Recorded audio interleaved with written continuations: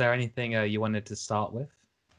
No, I'll just start with the intro and then we can get going. So, hey, Thomas, welcome to the All Walks of Life podcast. It's a pleasure to have you on, man. Thank you very much.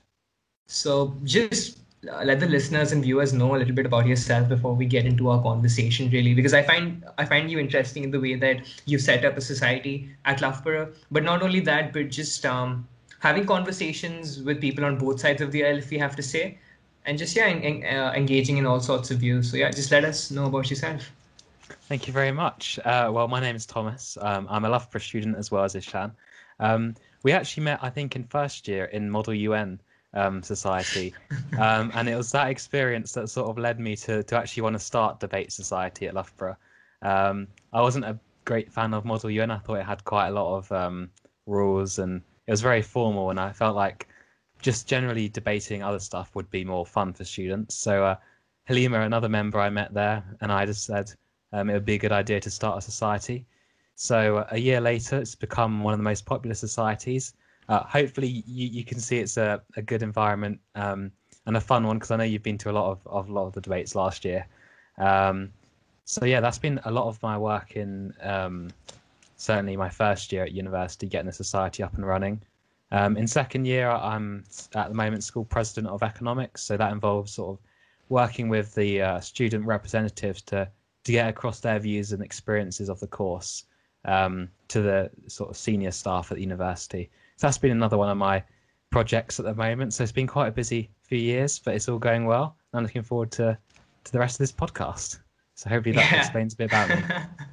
No, that's really interesting. Just touching upon the Model UN part. And see, the thing with me is, spoken to me with Manning, let's say, Model UN. So you found, let's say, the structure in which debates occur and the way almost sessions go on, a little intimidating in that sense, because there are so many rules and procedures, and then almost you have to speak in a certain lingo, if I may say. So that was the same for me as well. Like when I started off Manning, I'd say for the first few conferences, you almost just have to sit there and soak the manner in which it goes on. So I think you've done a great job in the manner that just having conversations with people, because those are, and just having a timer out there, just making it as simple as possible for people to express themselves and not be burdened, let's say, with certain unnecessary things that they may not have to worry about.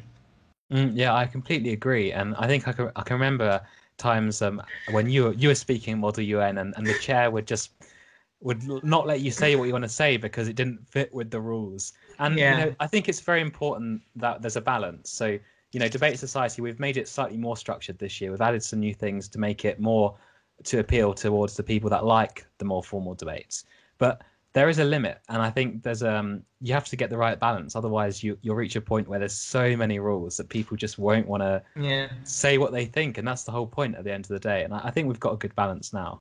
Yeah. Like how do you feel like societies and even governments, for that matter, parliaments, structure that? Because I know you have an interest in that. You're an aspiring MP, and from what I've heard of you. So you talk about so you talk about this essence a lot. Like, so how do you feel that like governments can get that balance right? That they can get people, because for the most part, I'd say many people have opinions and things that they'd want to put out there, but often people are, let's say, intimidated, or they'd rather not speak it out because they know they're not in the right place to mention it, because they know that they have to dress in a certain sense, they have to present themselves in a certain sense, and only then can they get, let's say, entry into that club almost. So, like, do you think about those things of how we can, let's say, balance things like that? Definitely. Accessibility has been a big driving force behind a lot of the projects I've been involved with. And that goes back as far as Youth Council, which I can talk about a bit later on if you like. Yeah. But so I suppose there's two things. So it's about whether the government has a role to play within managing free speech, which is a whole big debate that Debate Society has been dealing with at the moment. But there's the other side of it, which is just about getting people in a position where they're comfortable to contribute to debate. If we think about the House of Commons as famous and recognizable, debating chambers in the world, and how they do things, initially it had to be a case of, everyone had to wear suits. The speaker was, in formal judge wig dress, and it is a very formal setting. And I think if you're not from a part of society that is used to wearing, expensive clothing, speaking in a particular manner. Jacob Rees-Mogg's style of speech probably is alien to you. Normal people don't talk like that. But quite often it's those people that need to be heard within the debating chamber, because their voice and their views just aren't normally heard by the rest of the people. So I think government does have a role to play in trying to get as many voices heard as possible, and that means reducing the barriers that come with such forums of debate. And there has been a lot of work that has been done, and it's going in the right way. We're seeing increasingly larger numbers of women in Parliament. That the 50-50 campaign, I don't know whether you've heard of, but that does amazing work in trying to get women to stand for the roles. So I do think there's a role for the government to play, but also wider society. I suppose it's down to each of us as well to encourage people to take part in debate. I certainly always check up with some members of Debate Society to see whether they're coming, and try and encourage them to debates they normally wouldn't go to, because it's those situations where they'll learn something new and they'll be able to contribute to an argument that hasn't been heard before. And it's that sort of time where the best debates happen. Yeah, I mean, there's several things to unpick here, but just starting off, really, like one of the things you talked about was this essence that, and I sort of feel that the UK has sort of been able to preserve that in some sense, in this aspect of traditions. You talked about wigs, you talked about this essence that it has to be in a particular order, be it in certain halls, or be it in the dress code you wear, really. And for the most part, people may say that, but why do that if you're living in the 21st century, and maybe most people wouldn't dress like that in the general public.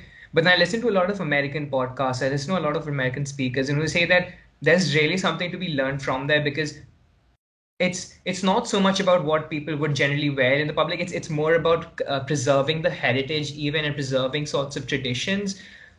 So that's another thing that comes into the picture. So however primitive we may find it to be, there is still place for that in society. Do you think? Yes, I absolutely agree. I remember the first time I saw the House of Commons debating chamber was quite exciting for me, because I'm interested in politics, and I remember I walked into the viewing gallery and my mouth just dropped. I was on the edge of my seat, literally watching this chamber, and everyone else in my class, didn't find it. They just it's another strange room in Parliament. And I was very lucky to actually take part in a debate in that chamber, on those green benches, just the year after. And I think there's definitely a role for tradition. I think the way MPs refer to each other as honourable, and they don't actually call each other by their names, rather they call it by constituency. I think that's very important, because it's not you don't criticize Jeremy Corbyn, you criticize the representative of that place, and it keeps it polite and respectful. And I think there's a lot of that sort of tradition that definitely has a role to play. I think they've modernized it now, so the speaker doesn't wear a wig, because I'm not sure the value it adds to the debate, and MPs are free to even bring in their own children into the debate, as certain mothers have done in the past, and I think that's really good. So I suppose it's a case of whether the tradition has value, and I definitely think there are some traditions that add value. Do you know, one of the things that I heard and I took a backseat, really, and it's this aspect that, so I'm a big fan of Jordan Peterson, however much people may disagree with him on certain things. And there was an interview that he was giving, and there was and a person asked him that what the UK have almost done well with the aspects of monarchs are that there is and he was talking about this essence of how in society there's always this, so the things like celebrity worship that almost happens in every country to some extent, and there are some individuals in society, however much we may like it or not, that we idealize in some sense.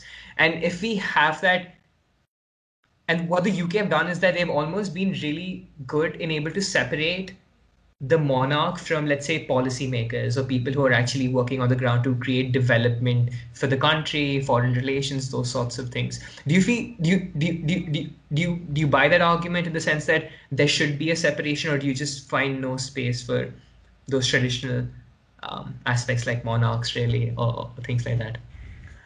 I personally do find time for the monarch and the way it's been interlinked with our parliamentary system. I think we have the oldest parliament in the world, and you can walk around that building and see, very many examples of how the royals have influenced Parliament in terms of the sort of the actual physical structure of the building and the artworks. But then on the sort of practical side about how the monarch gets involved or used to get involved with, law and politics. And we have a constitutional monarchy. The Queen doesn't have any influence over the laws that Parliament makes. So it doesn't really remove value from our Parliament. It adds to it because it shows sort of the tradition. We have one of the most stable democracies in the world. There hasn't been the revolutions that have perhaps happened in other countries.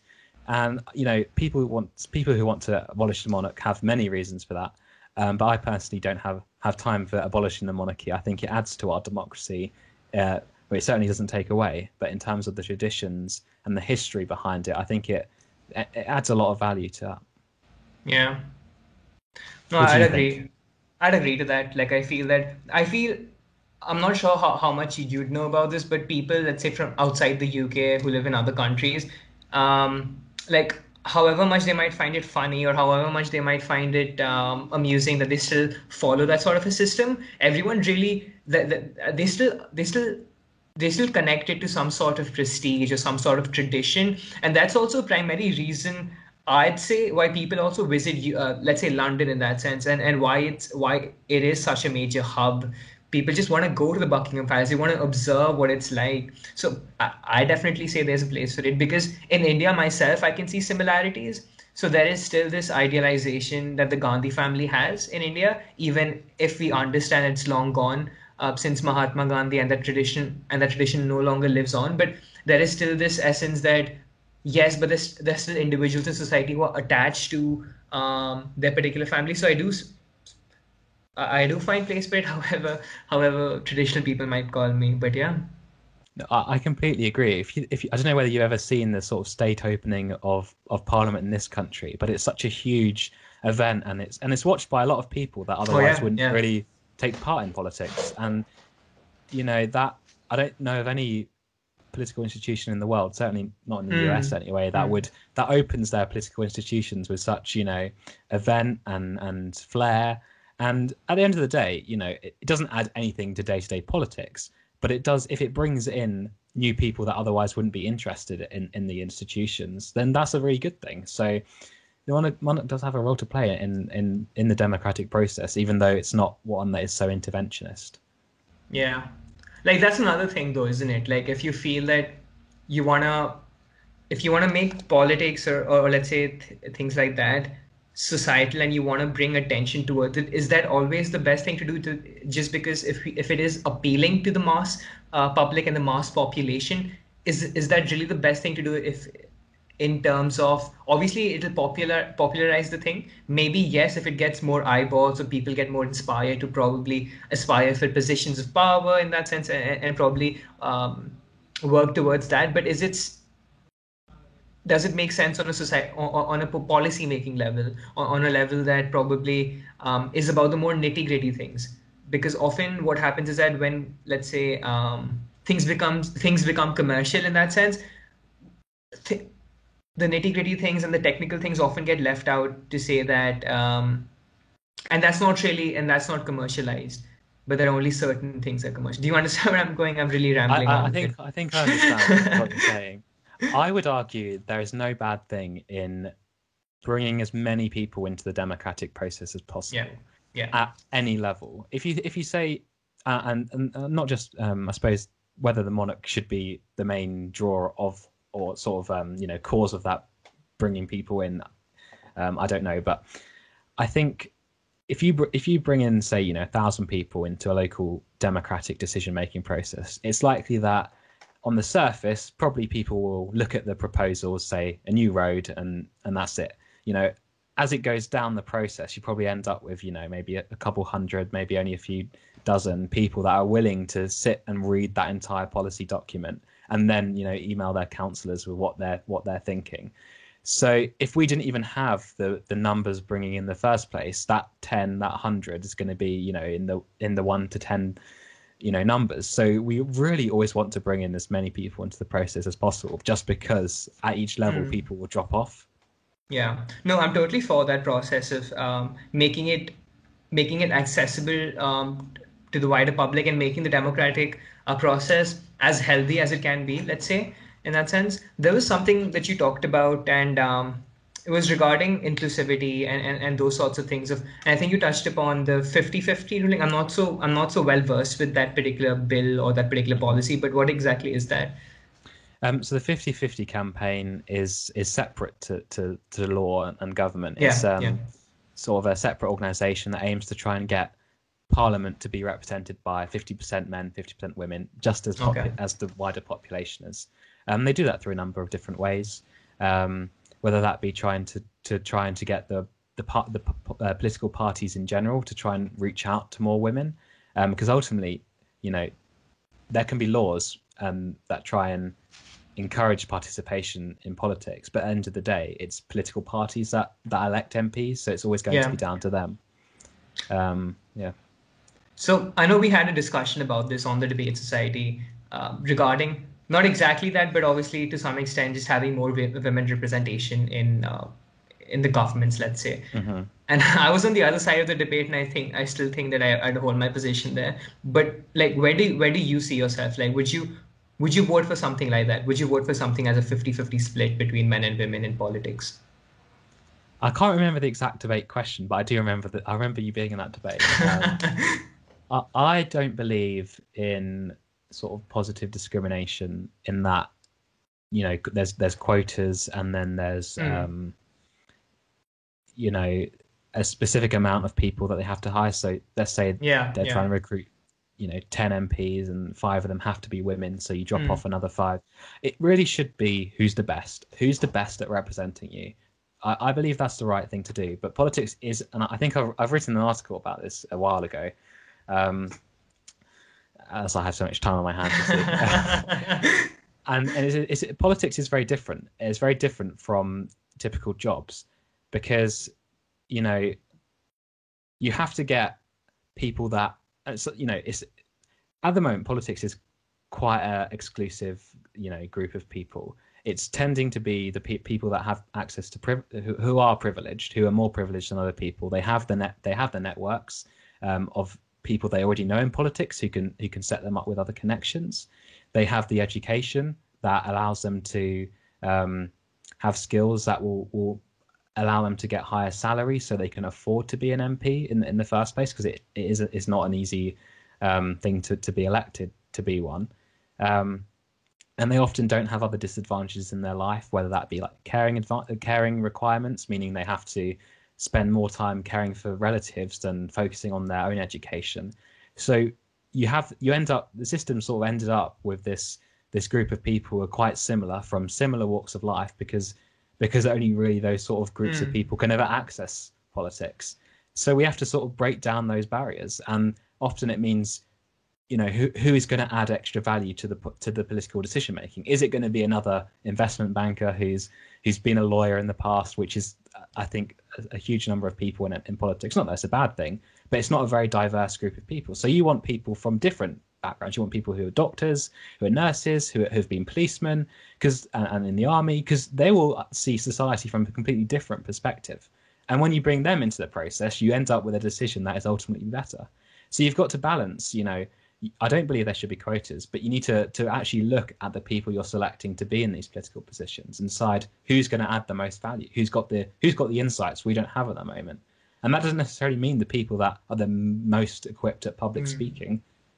Most of MP's time isn't making speeches; it's behind the scenes.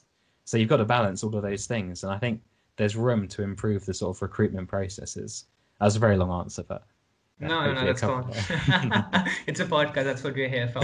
But no, but that's a great thing about podcasting. Like it allows you to just think on the spot rather than. And that's all my frustration with the new media as well. Like, and I see this not like pretty much everywhere. Let's say in the US, in the UK, in India, in that sense, that these media publications almost provide whoever's okay, if you're talking about an MP or someone like that, they almost have 7 minutes to make that argument, because they have to make it in 7 minutes, because that's the only amount of time, let's say, individuals in front of the TV can grasp information, and they have to put in commercials and those sorts of things. And that's why I've seen a big movement towards, let's say, podcasting and even YouTube videos in that sense. Like there are 3 hour long conversations and people are generally in them for the majority of the time because they know that it's unfiltered in that sense. Does that make sense? But we'll get to that bit because I want to talk about this a little bit, this aspect of inclusivity and the rest. Really, I agree with that. Like I agree with the aspect that there should be more. It should be more diverse. But then at what cost? And I feel that competence is too much of a cost when we talk about like diversification or inclusivity in that sense. And I feel that when the individuals who talk about inclusivity and diversity themselves often aren't able to understand what they mean by it. And this will take us down the route of, okay, we've accounted for, let's say, women in politics. And this is not even talking about if the women want to be there. This will take us into a discussion about the choices men and women make. And guess what? It's different, at least in my opinion, because some people obviously don't believe in biology. But that's a different question altogether. But then the question I'm trying to pose here is that if once we account for, first of all, I do understand that there have been several groups who have been discriminated against more than others, let's say. But then when does it stop? So if we say women in politics, then should we say black women in politics? And should we say black Asian women in politics? Then should we say black Asian LGBTQ plus women in politics?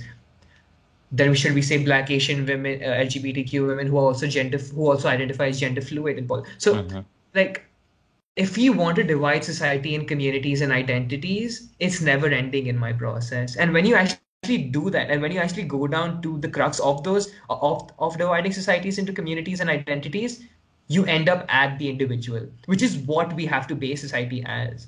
So even if, let's say, individuals in society are more discriminated against than others, the opportunity should be the same, which I think the UK does to a great extent. Obviously, there are still grammar schools and those sorts of things, and people can still pay for their education or pay for their healthcare.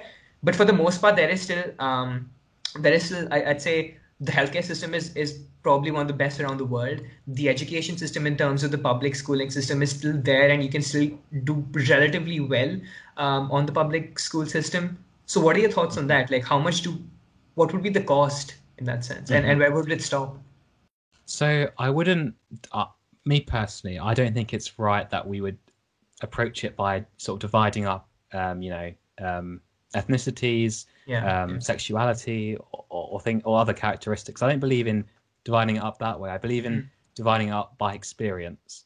So it's about what experience of life can you bring to Parliament, and I don't believe there's a limit really to that. I think there's an unlimited number of experiences that people have, and you want to get a result whereby you have every sort of experience possible. And I think at the moment you've got a situation where you've got a very similar type of experience within in politics. You've got very similar perspective on the way things are.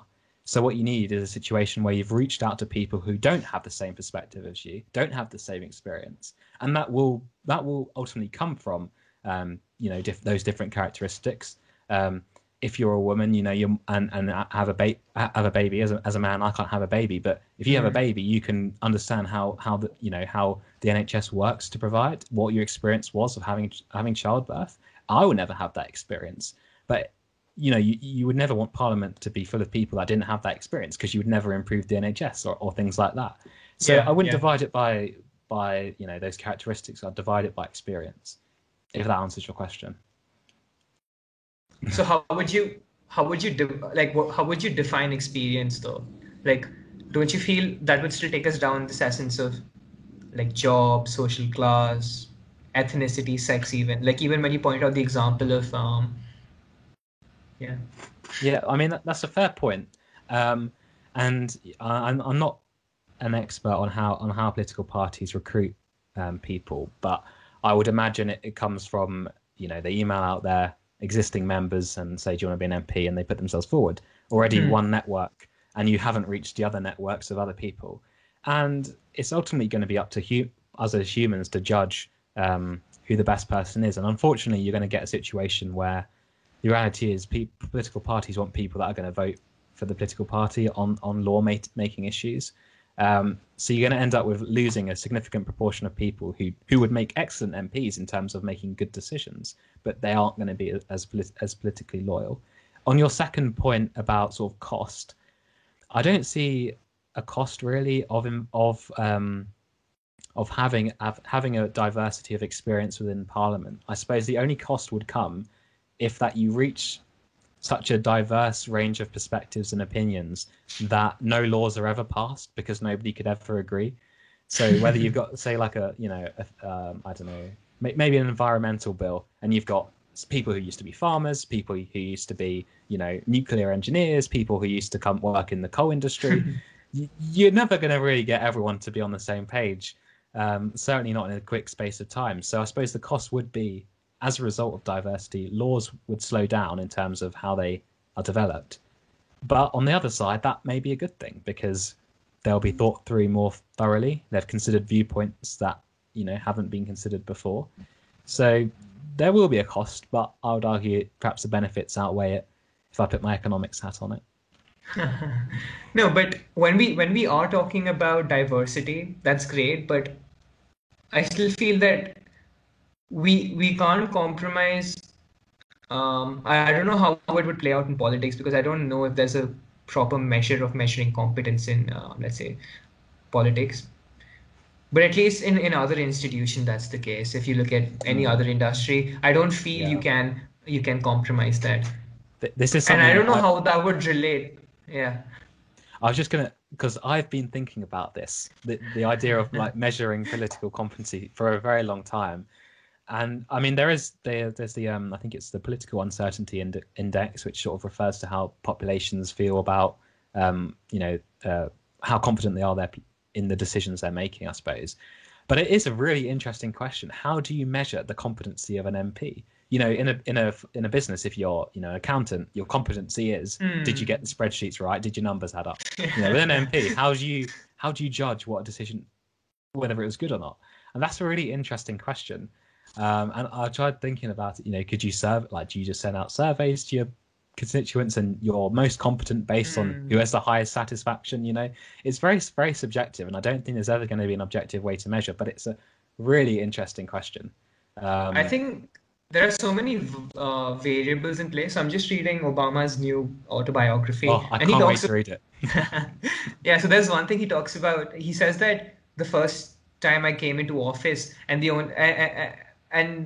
only sort of responsibility they gave on me was, oh, the economy is doing well. It's clearly because of Obama. Oh, the economy is doing poorly. It's clearly because of Obama. So the thing is that it generally boils down to one or two crucial things, let's say the economy or things like that.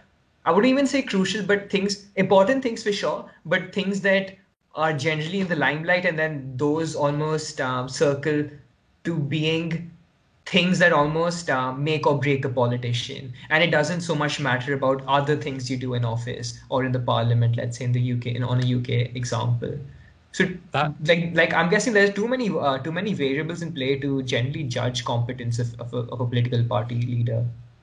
That's such an interesting point, and it's a difficult question, really. Topic to digest because there's so many different parts. Do you blame the media for sort of making everything about sort of snapshot? What was it? Strong and stable. Do you make it what's the word? Bite-sized. Bites. This oversimplification of these ideas, or do you blame the education system that doesn't really teach any political education? And there's so many different things that we could sort of solve and work on. So understanding that the prime minister, he or the president really does he affect the is it his fault if the economy doesn't work, or is it actually underlying factors? How easy is it for people to get loans, or are the people stock market in work? There's so much more complicated, and unfortunately the media, and fairly, can never report it in a way that people would want to read if it was analyzed in a detailed way. But I don't think we should have a situation where every member of the world and the public is experts in politics. I think that would be a very difficult situation. They'd just end up debating with everyone and all the time, and it'd be a disaster. It would not go well. But there is definitely room to improve political education and understanding, and trying to convey that it isn't as simple as the media makes out. There is so much going on behind the scenes that we don't know about, but we could if we were told about it.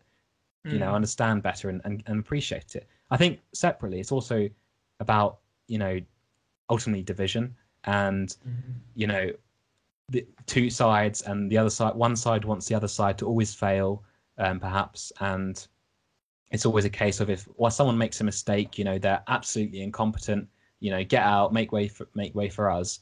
And that situation is very extreme, and, it's very unique to politics. In the real world, if you're in a business and your colleague fails, makes a mistake or something, you don't, tweet, Barbara made a terrible mistake, she should be sacked instantly. It's so different, isn't it? And I think we should sort of return to it. We'll find ourselves or work towards a system where we allow our politicians to make mistakes, recognizing that we make mistakes, I make mistakes, and get to a more, supportive situation, and perhaps we'd come to better decisions. But I hope that, yeah. Go on. On that particular point, like, don't you feel? I'd agree to that to some extent, but don't you feel it's much broader than that? It's actually, even if you have an individual, if you're working with someone in a business example, and he or she gets fired, let's say, there would be some people who'd say, oh, that's great, and some would say, oh, the poor guy or the poor girl who got left away, simply because of the biases we may hold. So, for example, let's say if the individual who got fired supports Manchester United, I'm a Liverpool fan myself, like, oh, hooray to that, like, no more of them in the office or something like that. So the point I'm trying to make here is that, don't you feel we are tribal in just the way we are, and every decision we make almost has these biases that have formed us, and that's the way we almost look at the world. And because politics and sports, because it's so commercial, it's so out there, those are the things that generally get a lot more limelight. So the example that you gave, with almost a bipartisanship with everything, really, that even if there is a candidate who is making sense and putting good policies forward, simply because he represents the other side, you wouldn't even entertain the points he or she is putting forward. And that's similar with sports. Even if there is another team who plays really good football in that sense and are doing really well, people would just shut it out from the get-go, because that's not something you want to associate yourselves with. Does that make sense? Yeah, absolutely. I think that's a completely fair argument. I hadn't considered it as much as sport, but that makes entire sense, and it's a good analogy. I think I might steal that if I ever need to use such a thing. But yeah, I think it makes sense. If you don't like a person at work and they get fired, of course you're going to be happy. The same as if you don't like a politician and they get fired, of course you'd be happy. I suppose it's a case of, can you try when you think that, and it's fair to think and take that point of view, but can you explore that sort of opinion in more detail? Can you break down that? Is it because they're, a Conservative or Labour MP, or is it because they have this particular perspective on the world you don't agree with, or this particular action doesn't align to your morals, rather than just they're Conservative, they're Labour, they're Lib Dem, whatever it is. So I suppose that is fair, and I think it's fair to just have a view based on your preconceptions, but it's about trying to break them down a bit more and understanding yourself as well in more detail. Yeah, this was actually one of the things I really wanted to talk to you about, is this aspect of importance of conversation, and that's all the reason I started my podcast as well. And I wanted to ask you, was there, let's say, similarities in the way you thought about it when launching the Loughborough Debate Society? Or even, so the reason I put this forward is that because I'm really inspired by Sam Harris and his podcast, the Making Sense podcast. I may not agree with him on his deterministic aspect of free will and all those sorts of things, but I still feel that, and he talks about this in great essence. He says that the only way we can make progress in society is by having intellectual discourse. And it's by entertaining those points of view which you wouldn't have entertained earlier, maybe, or even wouldn't have even given a second thought, because that's the only way we can make progress in society. I guess this will also take us to the aspect of free speech and stuff, but just let's stick on to this aspect of importance of conversation. Like, was that something that drove you in starting Debate Society? Absolutely. I think I've always been so keen to have the debate society an accessible and prominent part of the university, because I want to get as many conflicting views as possible, and not create an echo chamber, which some smaller societies and particular debating societies in the world can be if they are only appealing to a certain group of people. And that's not going to be fun for anyone. So the idea of conversation and your reason for starting a podcast is amazing, and very relatable to the reason I started Debate Society. It needs to be you're only going to change people's minds with a conversation. You're not going to change their mind by shouting angrily at them on Twitter. Yeah. I guess this takes us down to a real good segue into like free speech in that sense. Like, what are your thoughts? Do you feel what are your thoughts? Do you feel that all sorts of ways of looking at the world should be permissible in terms of speech or not? This is something I've thought about for many years. I can't remember there's a comedian in the UK, I think it's Ian Hislop, and I think on How I Got News for You, he put it well, or it was someone else. I don't remember. He just comes to mind when I think about it. But I do believe you should, if you have an extreme view, perhaps, or perhaps you hold an opinion that the majority of people don't or would never consider, whether it be something like the death penalty or something more extreme, you should be able to say that. And once you've said that, the rest of the people that disagree with you can come and disagree with you politely, and their view is made to look silly. I think it was on Question Time. They gave a platform to the British Nationalist Party, and it was basically an hour of them trying to convey their views, and the rest of the panel just absolutely dismantling their point of view. And I think that's a good thing to do. You won't, if you don't allow people to say their strange, that we might think strange and unique views, they won't change. Well, they firstly won't change their mind, and it will probably bubble up inside them and lead to situations where they decide to act other than in a debate forum, which is not ideal. Yeah, and I totally agree with those points. But even just taking it to the extreme, really, like, don't you feel that after a point that there are some ideas, obviously, that we would find let's say reprehensible and things that probably aren't suited in the day and age we live in, but that's because we live in the day and age that we are living in, and we have had so much history that we've been able to look through and things like that. But then if there is someone who has a novel thought in that sense that may be different to the ordinary, how, if we don't allow for free speech, let's say, how would we be able to play a level playing field and say that, no, that's totally wrong? Because who is to say that, let's say, 10 years, 20 years, 50 years even later down the line, maybe that's something that is considered absolute, maybe, or is considered more true than what is true today in that sense. This was my same argument that we had recently on the Debate Society about having about allowing prisoners the vote in that sense, because slavery at a point was criminal, was permissible rather in society in certain parts of the world. So that's my thinking around it. So, as in, what limits do you place on free speech to allow sort of for change? Is that what you're? Yeah. That's a very difficult question. I can say at Debate Society we've been having this discussion about balancing free speech with what I want to do, which is create an accessible environment. And some people might call that a safe space, and which I suppose if people are going to call our society a safe space, good. Like, I would never want to be in an unsafe space. But I see it more of a case of, you've got a situation where people who wouldn't otherwise normally express their view can express their view, and that's the idea, and that involves trust and building up respect between different people.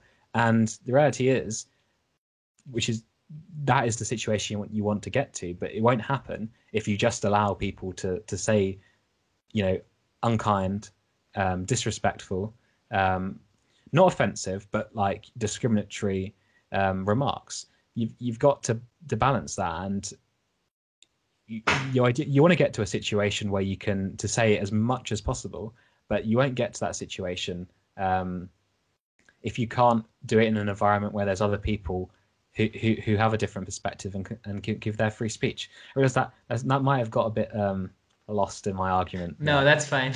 Does it make sense? Yeah, just to pick on that, because, and this is something I've been thinking about, and it's regarding safe spaces, not entirely regarding the debate society as such, but this movement in academia I see, especially in Western universities, but more so it is starting to prop up in universities in India as well. And it's this aspect of political correctness, and it's this.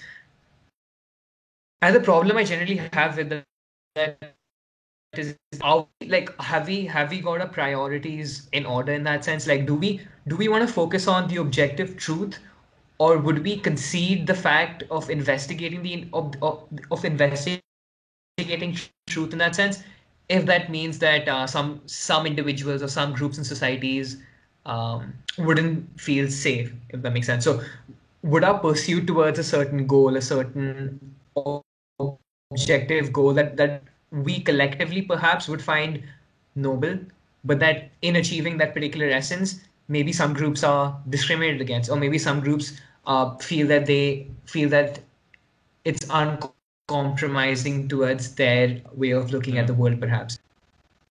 Have you thought about this aspect of political correctness? Not in a significant amount of detail, I have to admit. Firstly, just going back on the Western university sort of thing and the free speech in academia, I think no platforming is a terrible thing. If I think of someone I dislike, like Katie Hopkins, and she was invited to a society or a university event, that's good. And then everyone walked out. And what's wrong with doing that? You've given her a platform, but people chose not to listen. Yeah. And I think that's fair. And Amber Rudd at the Oxford Union was removed from attending, and I don't know why, but I don't believe in no platforming. I think you have to bring in people that you don't agree with or share any of their views, so that you can give your point of view. In terms of political correctness, we're probably getting onto sort of like issues of woke culture, which to be honest, I don't really understand. I try to avoid getting sort of tied up with all these issues, shall I say? But I think political correctness, if we're talking about it in terms of actions to try and avoid, or I'm looking at the definition, but it's actions intended to avoid offence or disadvantage to members of groups in society. Like, in my view, like what is wrong with that, right? I don't believe in a situation that prevents you from making your arguments, no matter how extreme it might be. So you should always be able to say that. But why should you say it in a way that is going to be creating disadvantage? Like that doesn't achieve anything, because people will just end up debating how you say something rather than what you're saying. So, right. Especially as politicians, you're trying to persuade people that your argument is right. And if you're tackling issues, say, of racism and discrimination, and you're making your argument in a way that doesn't respect the history of racism and bias and injustice and discrimination, you're not going to convince the people that you're allegedly trying to help, are you? You want to be persuasive, and if you're being offensive and disrespectful, you're not going to persuade people. So, I don't believe in enforcing it. People should ultimately do whatever they want, but it's just ineffective as a strategy for conveying your views, if that makes sense. Do you agree? So I agree. I agree with that to some extent, but I feel that when you are exactly like, you still have to give them the floor in that sense and let them voice their opinions. Obviously, then engage them in intellectual discourse and rebut your ideas, see where it goes with that. But like you mentioned a few names who probably were called, some weren't called, but like so if I have to put a name forward, like Jordan Peterson, and there were a couple of other people as well. I think there's a psychologist called Gad Saad, and who were called I think back in university, and it was a free speech symposium or something along those lines. But then a couple of days before the event, they were sent an email to say that sorry, your invitation is now cancelled because we feel that your presence would create an unsafe environment on the campus or something like that, just by an intellectual conversation that these two individuals may have. And that's the sort of thing that I struggle with. Like, if individuals in societies just want to speak about some things, which some people wouldn't agree with, let's say, but to say that, as you're putting forward, that they wouldn't be provided the floor. But again, like, I think there was something you touched about, that even when you are putting your arguments across, if it means that makes certain individuals in society look disadvantaged, you shouldn't be making those arguments. Almost like, what do you mean by that? And because this would take us to this aspect of, can you say something, or like, in this aspect of, wouldn't then any individual and every individual find anything and everything offensive to some extent, or they could hold you responsible because they are offended in some way, shape, or form, if that makes sense. Oh yeah, feel free to pull things up that you are looking up, because there are quite a few people who watch on YouTube. Obviously, this is on audio platforms as well, but there are some people who watch on YouTube. So if there's something you'd like to share, feel free to share your screen as well. Yeah. Oh yeah. I mean, I was just typing out notes of what you're saying. I was going to write them down, so I didn't make any noise. So first, I'm not exactly familiar with the two people you mentioned, but I totally hear your point about they were basically no platforms because it wouldn't create, a place where people feel safe. And to me, that sounds very much like the organizational institution sort of just giving up. Like, it was too much hassle to try and make it an environment which people feel safe. The reality is, if you bring I suppose I'll try and think of a very good example of a person, but in the meantime, let's just talk about it theoretically.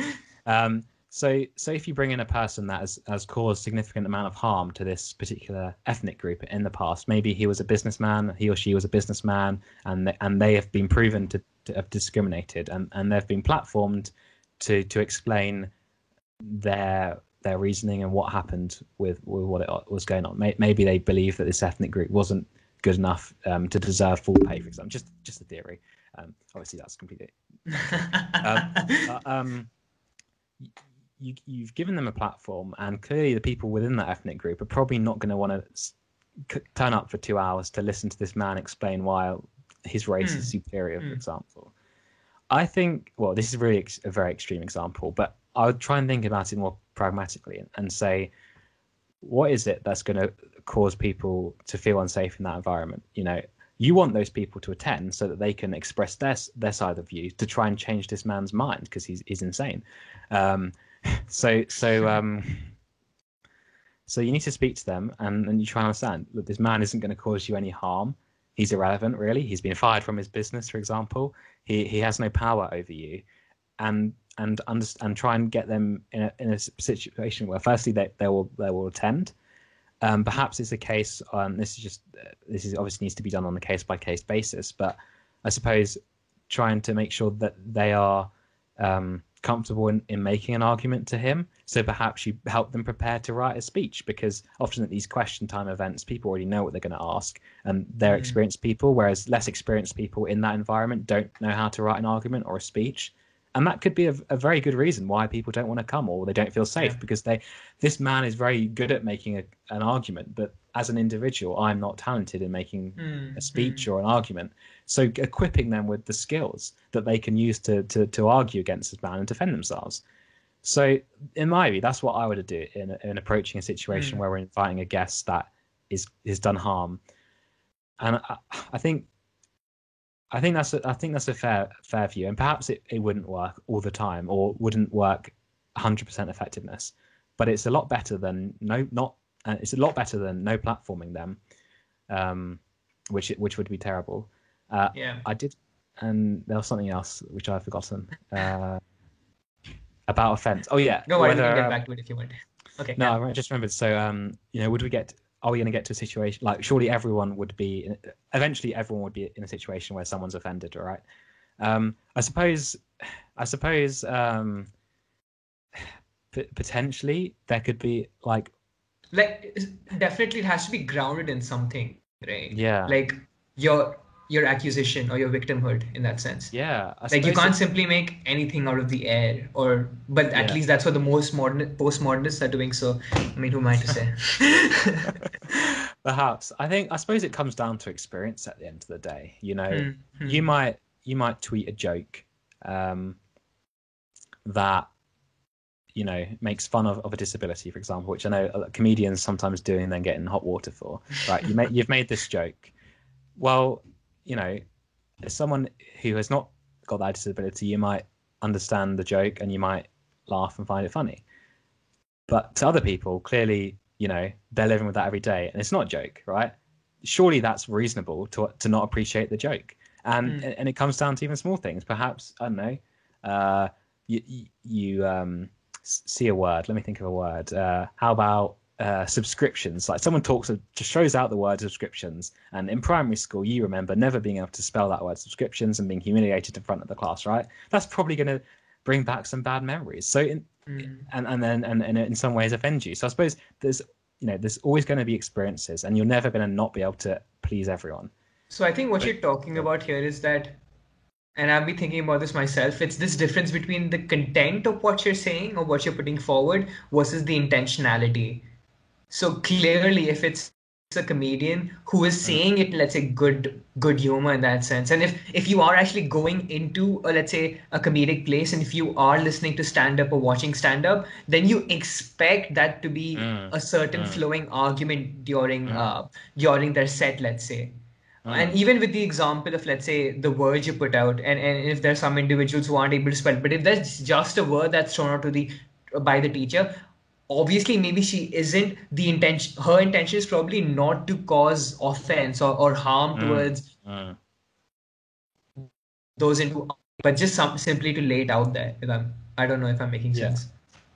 Yeah, I suppose it's a case. Well, I think you characterize it very well in saying, you'd expect jokes to be made and offensive jokes to be made because they're Because you're risky, they're signing up for funny. that. Yeah, yeah. Yeah, you're expecting that, and probably if you knew a particular comedian was going to make those jokes, and they wouldn't be funny to you, you wouldn't go, right? Yeah. And for the other thing about sort of on a smaller scales issues that might be I suppose triggering might be a word or cause offense. I suppose it's on a case by case basis, just like cater. Like there's other words than subscriptions, right? In our example, you could just use a different word. You're still Hmm. conveying exactly the same message that you were saying exactly the Hmm. same thing you were before, just using a different word. It's just about catering to people, and like what is wrong with that? Like Hmm. in everyday life, if you're in a job, right, you're going to cater to what your boss wants. Yeah. You're not going to do what you want to do because you're fired. So I suppose that is a case about freedom, right? So you could just say, well, I'm free and I'm going to say this word. Yeah. Okay, do it. But the consequence of that is you're going to lose people along the way and ultimately be less free because you're not free to have as many people as you want listening to what you want to say. So I Hmm. suppose it's a base of, I take it quite a pragmatic view on a case by case sort of, deal with the situation that comes, which rather than trying to try and brush everything with sort of the same sort of approach, which I think some political and media people do, which then gets quite annoying because they don't come across very sort of intelligent and they're just simply oversimplifying things. That's just my opinion. Others Right. are grateful. Do you feel it's do you feel it's what do you say, when you talk about pragmatism, but do you feel it's almost we can pull it off in society? And I'm talking about, so there are several things here. First of all, I'd like to talk about like postmodernism and why. So, and this takes us back to this whole concept of free speech and how some individuals in society should be given the floor and some shouldn't, apparently, in their worldview. And the reason they put forward is that, and I'm just trying to put forward their point of view. I'm not a postmodernist by any Hmm. stretch of the Hmm. imagination, so I may get this wrong. But they say that the reason they don't want to have intellectual discourse with the person they probably don't agree with is because that individual who is presenting his or her viewpoints is also from the egocentric Western philosophy of oppressing everybody else and gaining power, and science almost has become that. And so postmodern totally against that worldview, and if they subscribe to having intellectual discourse even on a public scale, that's almost buying into the Western philosophy. Have you thought about that? Do you know anything about postmodernism? I have to be honest. No, I haven't really. But tell me more. Like, like, what do you think about this? Because this really frustrates me, and I see this a lot, especially on university campuses. And it's that, it's that with, and especially, I don't think I have any respect for activist disciplines. First of all, I don't think they're putting out the right way of the children looking at the world. That's all right if that's the ideology of, let's say, that particular professor or that particular teacher. But to put it out there as scientific truth, and to almost say that the world is a battleground of oppressors and victims, and that's the only way of looking at the world, I don't completely subscribe to that. Yeah. And when 19, 20-year-olds are almost running out on university campuses, revolting, saying that you have to take down the whole system because it's inherently corrupt and it's based on things like that, that's what I don't agree with, because they haven't seen the whole picture almost. Yeah. And if there are some disciplines and some programs who are almost feeding it to these individuals, that's where my problem begins. I agree. Well, I agree with the arguments within that. So, did you say activist disciplines or academic disciplines? Yeah. Okay.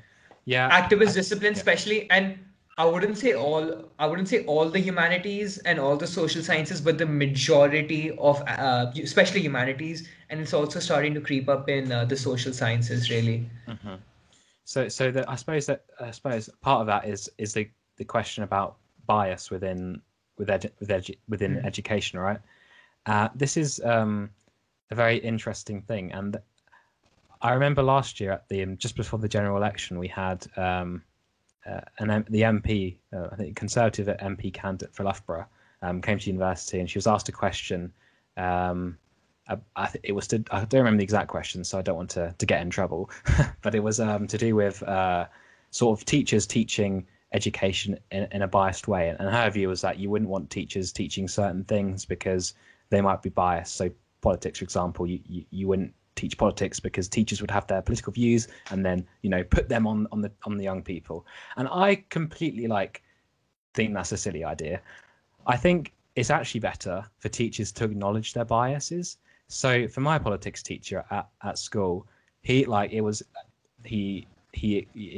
very clearly obvious what political party he aligned to, and not the one that viewers might expect, actually.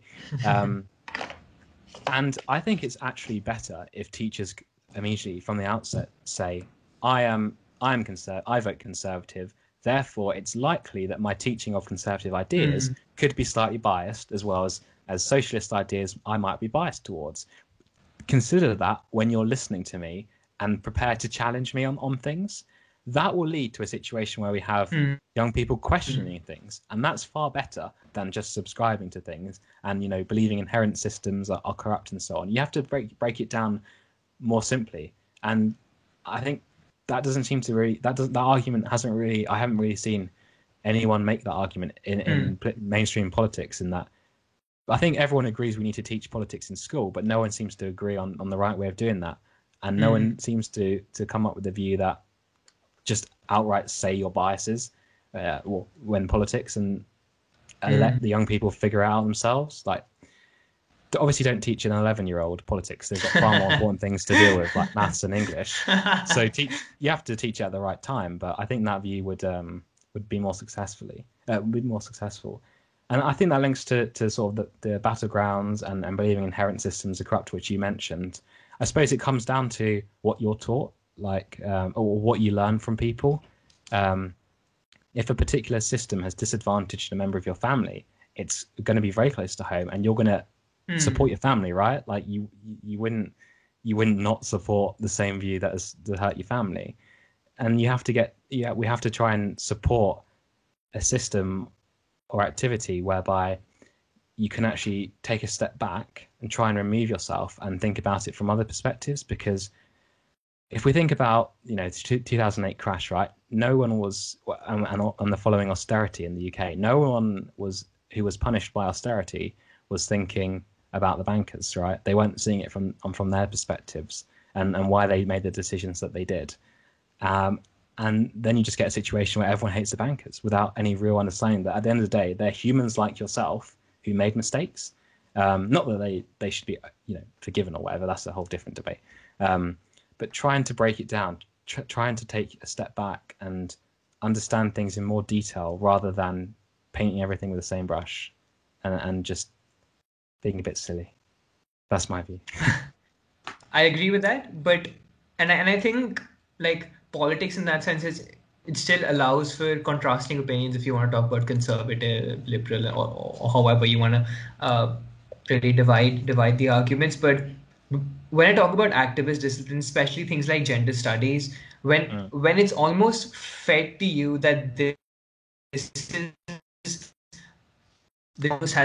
is the way things have been done. First of all, I'll put it out there. Obviously, women have been more discriminated against than men have, and obviously that is there in society. But to say that all hierarchies that are there are based on power and not competence. So first of all, in my worldview, at least, it is based on competence rather. God, I'm saying power. I'm talking to the postmodernists now, but competence. But that's not to say that there's never been discrimination. But there are so many. It's such a multivariate analysis that some of these activist disciplines actually have to look at, but they simply forget it. Like, who's going to consider the implementation of the birth control pill? Who's going to consider those sorts of elements, which play, by the way, those play a massive role, but simply because it doesn't abide by their worldview almost, they wouldn't consider it. And that's the only concern that I really have. Like, and that's the same with literature almost, what's been happening. I'm a big fan of literature myself, and I would probably have studied that in university. But the way I look at what's happening in most universities nowadays, especially with the humanities, is that the only way you can look at literature is by a victim oppressor mindset or a worldview, and that's the way literature is written only, and there's no other function of literature that literature serves in society or the humanities serve in society, and that's what really baffles me. So, and that's another thing with some of the activist disciplines. Sorry to go on with this. I'll shut up after this. That that it's this whole concept of postmodernism that if you almost abide by, let's say, having scientific discussions or scientific discipline, you're buying into the ideology of the West. So that's pretty much it. Yeah, I mean, firstly, on your point about power and competence, and you sort of believe that we live in a society of competence. Meritocracy. Yeah, I mean, certain parts. For the most part, not to say all hierarchies are of competence. There are still hierarchies which are based on power. But to say if we're living in the 21st century with the technological improvements that we've made have simply come because of a power struggle between certain individuals in society who've misogynized and raped and oppressed everyone else in society to get there, I don't completely buy that argument. I mean, I wouldn't say that holds true today. Read the Communist Manifesto, mate. there's definitely scope to produce a system, certainly within the political system, whereby you have the most competent people at the top, not the most manipulative, and often the most manipulative people aren't even the most competent. So you don't want. I think if you're competent and manipulative, okay. That's fine. You're going to do a good job, even if you're questionable. But But on your point about activist disciplines and education, I think that's really interesting because I would argue, certainly in the UK and perhaps other countries that I'm not so familiar with, I don't think we have an education system that promotes the idea of original thought. At the moment, and certainly an economics discipline, everything is just sort of transferred from one generation to the next. So you have these ideas, right? And then you're examined on those ideas, and your objective in the exam is to reproduce those ideas to show that you can remember those ideas. You're not actually coming up with something new. And they changed the education system a bit. They reformed GCSEs in the UK. and they added some marks for points for originality, right? In the English exams, you'd write an analysis, and if your ideas were original, you get points, but only a very small number of points. The rest of the exam was, can you, recreate the analysis that people have done thousands of times before you? And that's not a good system, because all of us will grow up holding pretty much the same views and perspectives on things, because our education system hasn't challenged us to actually think, wait, what do you think? What experiences in your life lead you to come to a different view? And until we get an education system that finds a way of examining us on our ability to come up with original ideas, like genuinely original thoughts, we are going to get in this situation where activist disciplines and others are just repetitive and nothing ever changes. We want to improve our knowledge. We want to improve understanding and develop a better society at the end of the day, right? We want to improve society. Like, we don't want to, everyone wants to leave it better for their children than we inherited, so on. But that partly won't happen if we don't, improve. We improve our technology. Why don't we improve our ideas? Well, that's really interesting, though, when we talk about original ideas. Like, I wasn't aware of that, because you're saying that maybe they have implemented it of recent years. That's a great thing. But at least I did the International Baccalaureate. I don't know if you're aware of that, but was the general emphasis of that particular board, of that particular educational board, really, be it in any discipline, of thinking outside the box almost, and forming your arguments like that. And even if it's something that's a humanities subject, really, let's say literature or things like that, then looking at both sides of the coin, really, and trying to base your argument like that. But yeah, that's interesting that it's only of recently that they've implemented something like original ideas. Definitely. I am familiar with the IB. I think I remember there's a part of IB, it might have been optional, that was called TOC, or Theory of Knowledge. Yeah. And I think one of the benefits of the IB is that, you had a particular subject that encouraged you to sort of discuss ideas and, form arguments, typical A levels, certainly my A levels. Well, to be fair, politics did encourage you to think of your own analysis and ideas, but that's certainly a very good thing about the IB. And on sort of history, and perhaps we're slightly diverging, but the whole question of, should the UK and other educational systems teach more about our past, like colonialism, the bad things that Britain did, right? And we're not honestly taught any of the bad things that happened. It's glossed over. The textbooks are very biased towards, the British Empire is great.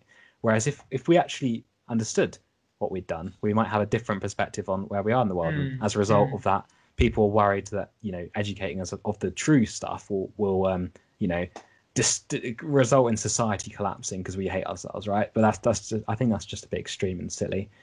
We need to teach history and teach it in sort of the context. And I never did history, unfortunately, but we surely need to teach it in the context of the time it was written. So slavery, for example, definitely a terrible, words can't explain how awful that is. But we can still learn about the terrible things we did, understanding that the context at the time was very different. Slavery was accepted, everyone was fine with it. Whereas today, we can show the journey of how our morals and understanding changed. Otherwise, we're just going to end up with sort of a fixed history where we don't have any understanding of how society changed and how we develop new ideas and things. So, slightly different point, but I think it's really important to mention that. No, it's really interesting to get into that as well, because that's another thing, really. And I was discussing with a couple of people I've had on the podcast, some who studied history, some who even are, let's say, archaeologists and have a grounding in history in some sort.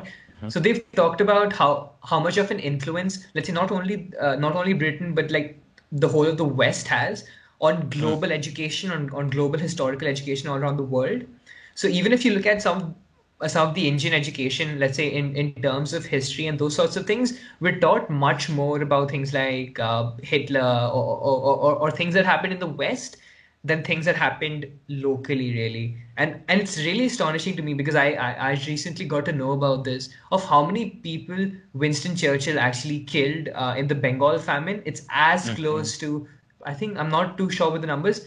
Someone told me it's more, but I don't know how we can get the numbers, because it was such a drastic event, to what happened in the Holocaust. And that's something I got to know when I was 18. Granted that I didn't study history at high school pretty much, or even university, but that seems such an essential thing to Mm, talk about, and that I would get to know it. And even now, like when I interact and talk about this aspect, they are so it's obviously there's such a bias. So I wouldn't only I wouldn't know how to forward, but I wouldn't only say it's only the fault of the UK in that sense or the West really. But even if it's local institutions, they must identify that whatever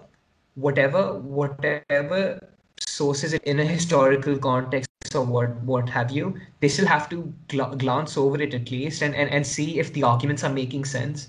Like Winston Churchill won the Nobel Prize for his books, which he wrote about the World War. And guess what? It only had one small reference which talked about the Bengal famine, saying that mm, yeah, it mm. was misallocation of resources or something. So it's yeah that makes it really difficult for fathom for yeah just the way education is laid out. Mm, I absolutely, and I suppose I'd guess that part of the reason the West has such an influence on our education is we've had the institutions like universities um, that give lecturers and authors the opportunity to write history as they Mm, saw it, or from their perspectives ultimately, right? The historian covering that famine probably doesn't see it as bad as someone who was in that famine, right? If the mm, person who is in that famine is going to write a very, very different account of history, which is probably more accurate, really, because it will show their side, um, than an alternative which didn't show that side. In fact, I just got up a letter. I mean, I can share my screen for the benefit of the uh, viewers. for the YouTube viewers. So I can it's a nice it's a nice sort of addition to what we're sort of talking on about at the moment. And basically, this came from I wrote to You can RMP. read it out if you want to, because there are going to be some people who are Oh only yeah, yeah, simply yeah. listening in. So do That's feel true. free. I'll talk through the interesting Yeah. points. So so the backstory for this is I really reflected following George Floyd's and the Black Lives Matter movement across the world. I really sort of reflected on my education and realized I haven't been taught so much about the racism and discrimination um, that countries have been part of throughout history. Um, and that to me seems like a huge omission from my perspective on the world that I don't have because I wasn't taught it. And Mm, thankfully, mm, the internet provides us with the opportunity to research and get the information we otherwise wouldn't have. But that's just me who's proactive and going to do that. The rest of people and majority of people, quite reasonably, aren't going to bother. They're going to finish their education and they have no incentive mm. to understand the part of history that they don't share because of their own background. And I wasn't very happy about that, put it that way. So I wrote to our MP and was like, I really think education within schools needs to teach more about Black history, and it needs to be compulsory because it isn't at the moment. And she was actually very agreeable with that point of view, which is good, which doesn't normally happen when I write to MPs. Um, and she was actually very kind enough to forward it to the schools minister Oh at the wow. time. Yeah. At the time of recording, Nick Gibb probably will be very different as politics changes, as you know. But and he sort of gave an account. I hope this letter isn't top secret, but it's probably fine. But sort of gave the normal account of our education system. Firstly, I completely agree with what you're saying. Secondly, our education system already does that, and so on. Mm, But sort of the key points I found in the UK anyway is that so the Department for Education, it provides, this is what it says, it provides scope for the GCSE history to teach about Black and minority ethnic history, right? So that's the department's view. There is scope to teach it in GCSE history, and in my view, there's already so much wrong with that. The first thing being mm, is GCSE, so only people who take history are going to benefit from that. And I believe every student should benefit from that part of history and understanding that. I didn't take GCSE history, partly because I found it incredibly difficult. But I still feel I should have been able to learn that. And that was basically my point, which sort of wasn't addressed at all by this letter, which basically like, schools can do it. And the second thing was, schools have the flexibility to teach topics such as Black and minority ethnic history as part of PSHE. So that's not an examined subject at school. And it basically has freedom to teach things, like finance in theory and sex education. And again, my problem is that schools have the flexibility to teach it. So it's not compulsory. Not every student is benefiting from it. And we'll get to a situation where only certain students know about this stuff that we've done.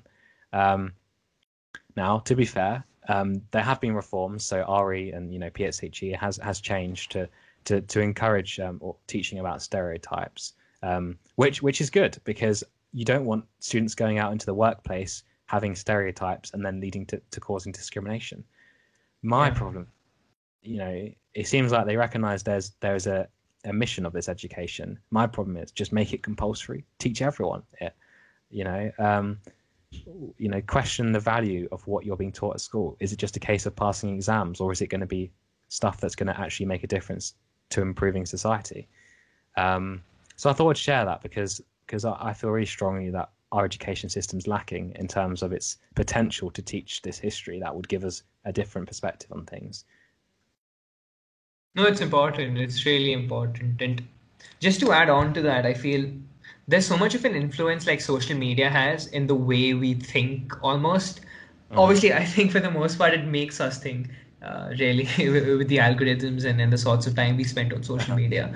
But just to stay on the George Floyd case for that matter, obviously I find those acts, things like that, reprehensible in society, and no one should undergo any sorts of discrimination, especially on simply on the color of your skin, really. But the point I'm trying to make here is that, like, and it's about certain events that happen in society which get propagated on, let's say, social media algorithms much faster than others.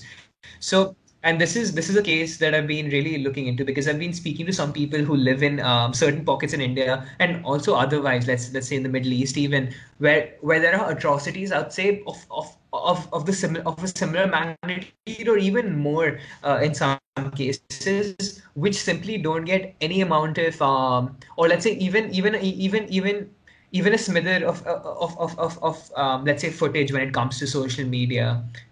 And I've had this theory: the events that happen in the West almost get propagated much faster than otherwise, is because social media is based out. So if you look at the major social media houses, look at YouTube, look at Google even, they're all California based. So things that happen, if you see things that happen very close to California based institutions, or things that happen even America centric institutions, they get propelled much faster onto your social media feeds than anything else of that sort.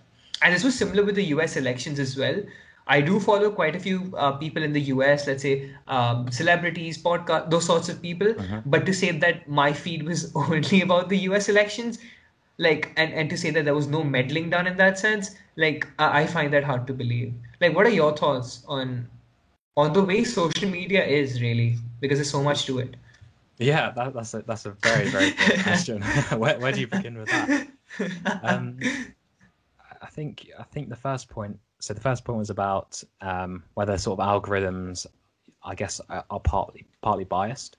I think that's that must be a fact. We know, for example, when it comes to AI algorithms analyzing faces of people, they've been statistically proven to be biased towards black faces of people, and when you look at the teams behind those algorithms coding it, and you see they're majority white, you might begin to wonder why their code wasn't as good as it would have been had you had a more diverse team. So I think algorithms are ultimately going to be biased by the people that created them in the first place. And I guess the question is whether you want them to be unbiased, if that's possible. I'm not sure that it can be unbiased. I think as humans we're not impartial. The BBC is a prime example of that whole debate of, can you be an institution that's impartial? And I think the answer is no. Humans have opinions. We're going to have our experiences, our perspectives, and we will never reach a situation, because it's so subjective, that it's perfectly balanced. If people accept that, and we try and establish a system that I suppose promotes some events more than others, so you were explaining examples of atrocities that basically weren't coming up in media and social media. I think that's a prime example of where the social media companies need to step in and say, well, look, this is clearly an event that would get the same amount, or get a significant amount of attraction in this, if it happened in this place in the West. I'll just hit my microphone, hope that didn't come up recording. And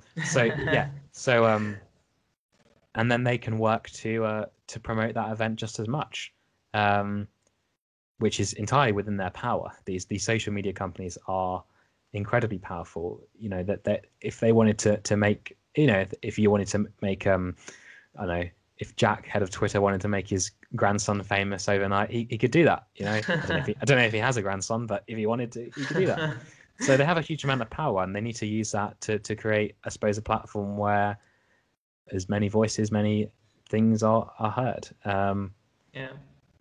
I recently saw I think it was yesterday, the US FTC and the States are suing Facebook to try and break them up. I think that's a great thing. Oh, wow. We'll see Instagram and WhatsApp and the rest of it will split up. And I think, like, even so, I watched the hearing with Mark Zuckerberg, Jeff Bezos, and the rest of them.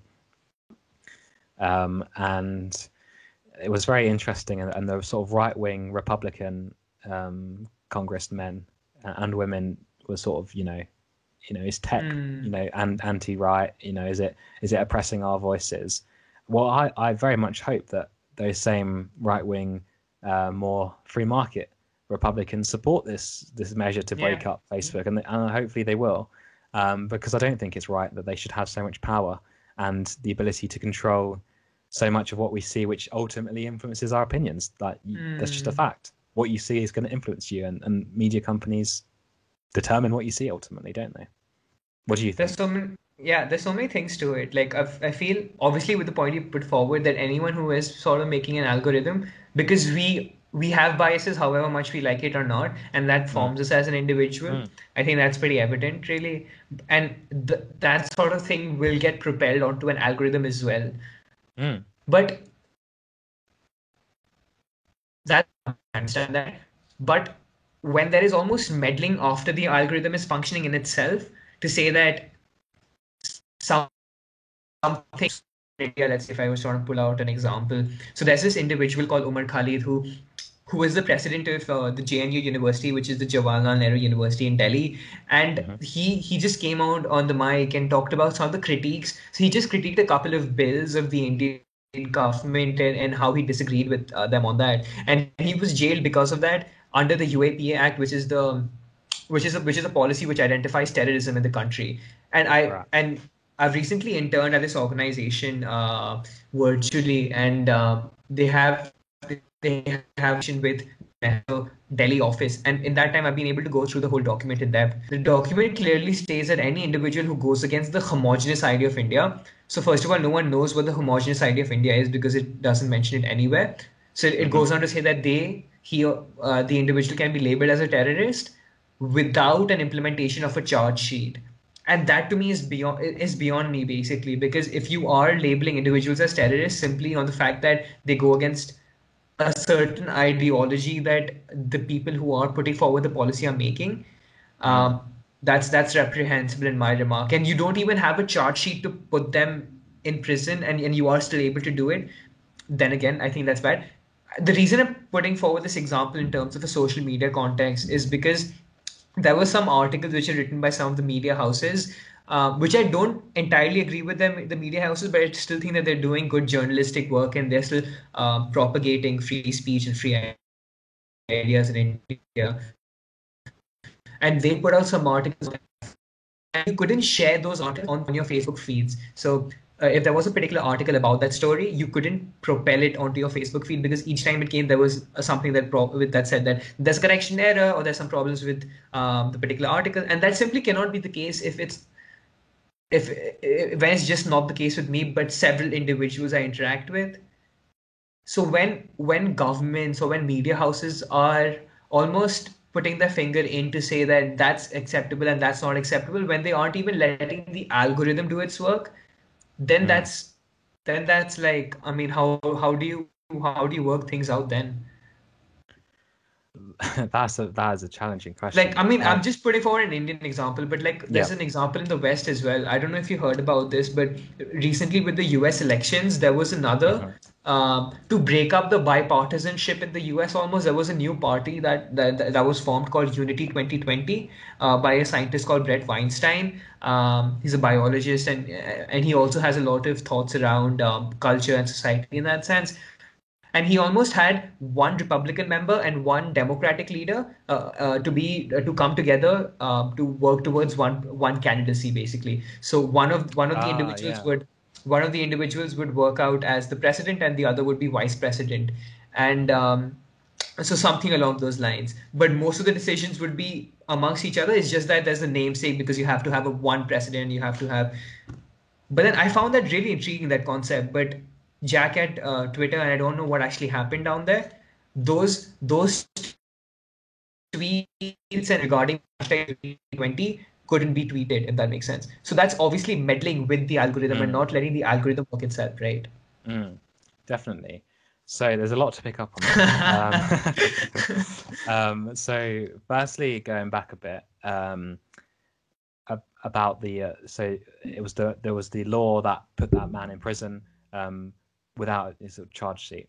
So I suppose you have to ask yourselves, and you're going to know this situation far better than I, but why would that law be so, why would it be written in that way in the first place? And in my view, I would see that such as strict and restrictive law existing because of fear from the leaders that someone who's got better views is going to come up and take over, and so it's fear of losing power, I suppose. So we need to get to a situation where they don't have a political system that perhaps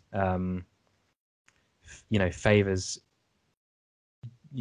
just taking power. So we need to create an environment that politicians can have the power to persuade people, because once you've persuaded a person, you're going to have that support unconditionally. No one's going to, people often say people fight for the Queen and country, not for the Prime Minister, because they have a shared goal. They have been persuaded of a certain view, and once they've been persuaded, they're going to more likely support you and so on. So I suppose perhaps if the leader who wrote the that law was in a situation where he'd persuaded people and he had the support, he probably wouldn't have made it so restrictive. I'm not saying they were right to do that.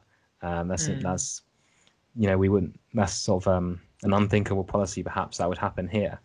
In terms of but Thomas, like there are aspects to it I can actually understand, because it is very close to this aspect of terrorism. Okay, so if let's say a police department or someone of that sort actually gets some sort of leak that there is a let's say a sleeping cell in the city and they are operating in some sort of way, and that you don't have anything concrete, but that's so reprehensible and that's such a bad act and something you would consider terrorist like, almost, you almost have to act on it and have to, let's say, arrest those individuals because of that leak. But then the question comes about, yes, that's a bad act in itself because you're arresting someone without a charge sheet, but then there should be a time limit on in how much time you can actually come up with a charge sheet. You simply can't keep individuals then in jail without a charge sheet just because of your preconceived notion, if that makes sense. Yeah, it does. I think it was Tony Blair's government that introduced a similar law. I think it might have been the Terrorism and Investigatory Protection Bill. I can't remember the exact title of it, but it basically meant people could be arrested and held without charge for I think it was 2 days or so. Okay. And I think that's that is clearly a restriction on the freedom of the population, of a member of the population.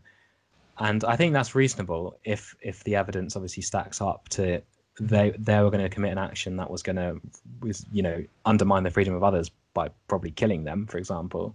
And you can have it to a time limited period of time so that you've got time to, I suppose, prevent what they were going to do or find more evidence. I think that's reasonable. What do you think that's reasonable, or do you think that's too far on sort of restricting rights and freedom? I feel that some terrorist activities you have to take a decision in a split second almost, and often if it's only a leak or something, even if it's something coming from a credible source that you would consider a credible source, you have to on it because terrorist activity, especially with the things that have happened in, let's say, this country, you have to act upon it. Not to say that it's only based on that, but even any country, I would say, if you would consider something to be, yeah, I would say yes, you should act upon it instantaneously, even if you don't have comprehensive evidence, if you want to call it, because of the outcome that it may lead to. But then to say that you can hold the individuals of that, let's say the labeled terrorists in jail and prison for however long you may like, until and unless you come up with substantial evidence, I don't buy that argument. First of all, so that's I would say that maybe 2 days is maybe the way Tony Blair's government looked at it with a 2-day policy. Maybe that's the best way of functioning. I'm not too sure. There's still literature to be done on that, I guess. And it's difficult to come up with timelines, don't you think? And even ways of how you can objectively say that that's the amount of time we can sell people for or whatever. But there's another thing in relation to this document, and that was the vagueness of the paper itself, the vagueness of the policy itself. If a policy goes against saying, if any individual goes against a homogeneous idea of India, what does that even mean? So I think it went on to mention that if they cause harm on a societal level through the use of ammunition, etc., chemicals or whatever, I still find it really vague because it doesn't touch upon, because then anyone in society can influence society, which may be against someone else's ideology, which they may consider to be the homogeneous idea of a particular country or province or whatever. Do you know what I mean? I think so. I think we have to see the context in which Tony Blair and his government decided to implement that restriction. Shortly after 9/11, I think people were clearly very worried about potential terrorist attacks, and were therefore more willing to be quite, restrictive if it meant saving them. You're quite happy to limit the freedom of another person if it means you're going to be safe. So I suppose that's just to add the context to Tony Blair. Yeah. Yeah. Or something else. No, it's really interesting though. Did you have anything else to add though? No, not at the moment. I'm enjoying listening to you. No, but it's a really it's a really interesting one though, isn't it? And this takes us back to with some of the discussions we've been having, not only in the debate society, but some of the sorts of things I think about is that, and I guess we can include privacy in that, and often what some people who have gone against, let's say, Edward Snowden, and I'm not one of them. I think he's a global treasure in that sense. But some of the people who talk about aspects that the government should not reveal everything is because the how do I frame this? Is because of the security of, let's say, the population is greater than the security or let's say freedom of expression or freedom in some sort, freedom of privacy of the individual, if that makes sense. What are your thoughts on that? Do you feel just on privacy, but even that particular statement in itself? Yeah, really interesting topic. So firstly on privacy, I think this is really interesting. So firstly, people get very, very anxious when suddenly the government's collecting data on you, right? but for some reason they seem awfully quiet when it's Facebook and Twitter, Instagram, YouTube, the rest of them, Netflix, collecting data on you. They're going to hold far more data and know, like, you know, far more what to do with it than the government. At the end of the day, right, the government is made up of people, the same way corporations are made up of people, and both, they're not different types of humans. They're the same humans that are going to make mistakes with data. And I would argue that the government have greater incentive to look after your data, because the moment something goes wrong, like in the US did with Edward Snowden, you're going to come under a lot of criticism very quickly, and almost certainly going to lose the next election. So I reckon, I'm quite happy with the government having data on me. In many ways, the data they hold about me is very helpful, whether that be health records I can access on my phone, my tax records. I kind of want them to have some data because it makes my life easier. Then I suppose the question about privacy and security, that just an idea came to me, and I thought it was really interesting. So the government there, I'm sure everyone agrees, the government's there sort of to provide protection for the population. And whether is the question whether, should they focus on terrorism as the main threat to people's, security, that therefore means they're going to collect loads of data on you, and therefore is the priority of the government, right? But I don't think that argument is particularly strong. I think that when we look at the threats to the population of the country, I think economic threats are primarily the most one. Are they going to be unemployed? Are they going to be homeless? Are they going to have poor health outcomes because they're only able to afford non-nutritional items of food? And then we've also got the obvious health threats. Like if we invested as much into planning for a pandemic as we did into our our physical defense, I think we would probably have done better. And I think that argument leads you to the conclusion that really the government needs to have an eye on communications data. But they also need to focus really all of their efforts on the other threats to our security, which is economic and health threats, which are going to make a difference to the majority of people's lives, even though of course all terrorist incidents shouldn't happen, and they are tragic. So I think that conveys sort of 3 points of mine. Yeah. No, but that's a really interesting one to just talk about, to what extent, which policies or which areas of the economy or society should government focus in on, and to what extent do some policies or some sectors need to be focused in on than others, really? Like how does the government balance that out? Is it simply because of and if you actually look at it, until recently I hadn't noticed this, but someone brought this to my attention. If you look at most how do I say, political manifestos of the political parties, really, for the most part, they stand for pretty similar things, like all across the board. It's those few things that let's say differentiates us, being Republican, being Democratic, being liberal, being conservative, which then people sort of choose sides upon and become bipartisan. That's really interesting in itself, isn't it? That if the fact that the Republicans and the Democrats or however you want to divide it really can agree on such a wide variety of things, but there are just a few things that they fundamentally disagree on. Yeah, I think if we talk about the US, I don't know whether you probably have heard of Alexandria Ocasio-Cortez, AOC.